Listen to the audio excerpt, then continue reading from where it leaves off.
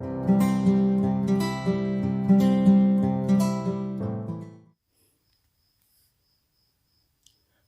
शांति।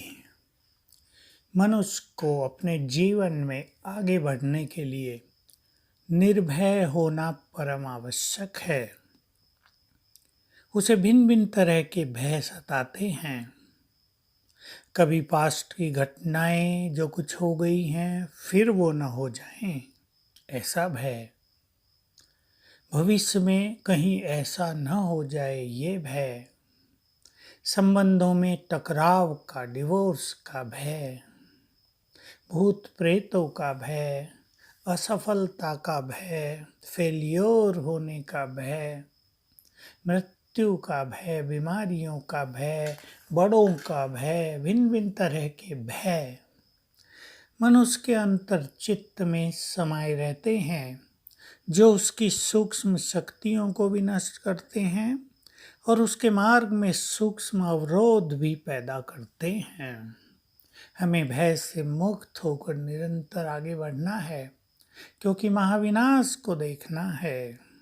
जो कुछ इन आँखों से दिखता है वो नहीं रहेगा। सब कुछ हमारे आँखों के सामने नष्ट होता हुआ दिखाई देगा।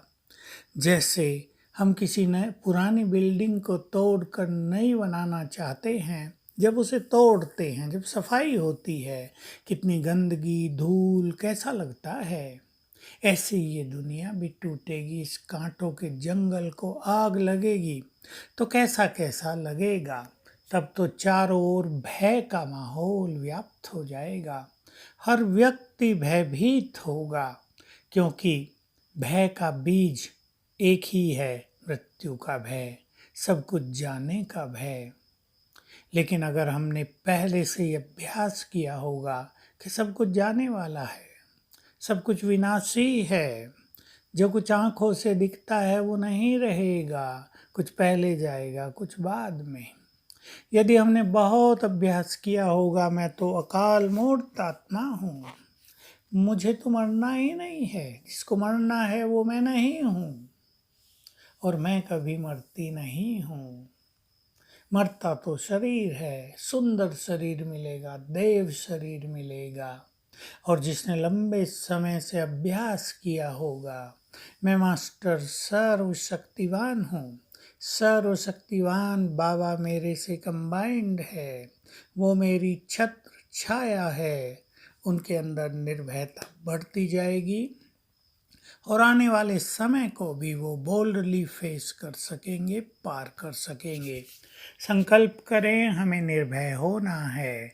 अपने अंदर भी चेक कर लें किस तरह का भय मुझ में समाया हुआ है। अनचाहा भय भी होता है, छुपा हुआ भय भी होता है, जिसका कोई कारण समझ में नहीं आता। सवेरे उठकर 21 बार याद किया करें, मैं मास्टर सर्वशक्तिवान हूँ और निर्भय हूँ। बहुत गुड फीलिंग अपने को दें, मैं दोनों हूँ।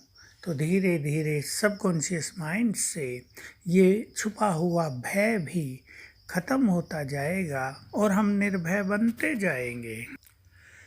योगी तो निर्भय होते हैं, उनके वाइब्रेशंस दूसरों को भी निर्भय बना देते हैं। तो चलें, निर्भयता के इस शक्तिशाली पथ पर आगे बढ़ें और साथ ही साथ हमें दृढ़ भी होना है। एक सुंदर लक्ष्य बनाएं, जीवन का एक महान लक्ष्य बनाएं। उस लक्ष्य को दृढ़तापूर्वक पूर्ण करने का संकल्प कर लें।